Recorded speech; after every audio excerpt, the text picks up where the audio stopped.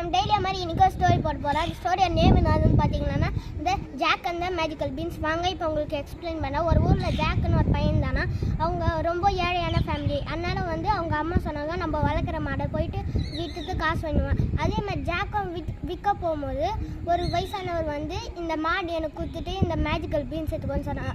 ஜாக்கும் ஓகேன்னு சொல்லிட்டு மாடு கொடுத்துட்டு மேஜிக்கல் பீன்ஸ் எடுத்துனாங்க. எடுத்துன்னு போயிட்டு அவங்க அம்மா கிட்ட காமிச்சு, இதோ பாருங்கம்மா, நான் மேஜிக்கல் பீன்ஸ் வாங்கினேன்.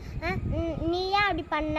எனக்கு நான் காசு தானே வாங்கின சொன்னேன், நம்ம குடும்பமே ஏழையாகுது சொல்லிட்டு அந்த மேஜிக்கல் பீன்ஸை வெளியே விண்டோ வழியாக தூக்கி போட்டு அந்த ஜாக்கை ரொம்ப திட்டாங்க. அம்மா ஜாக்கும் தூங்கி எழுச்சிட்டு பார்க்கும்போது ஒரு பெரிய செடி வந்துச்சு. அது வானத்து வரைக்கும் போச்சு. அதுதான் மேஜிக்கல் பீன்ஸ் வந்து போயிடுச்சு. அதனால் வந்து ஜாக்கும் அது எங்கே போகுதுன்னு தெரியாமல் அது மேலே ஏறினோடனே வானத்து வரைக்கும் போச்சு. அப்புறமா ரோடு போச்சு.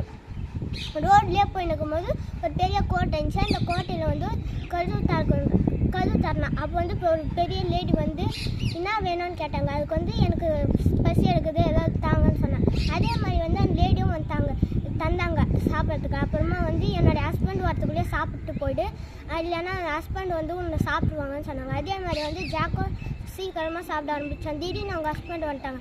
அப்புறமா அந்த ஜாக்கு வந்து அந்த லேடி வந்து போயிட்டு எங்கேயாவது ஒழிச்சுக்க வச்சுட்டாங்க. அதே மாதிரி அவங்க ஹஸ்பண்டை வந்து மாடு எடுத்துனாங்க.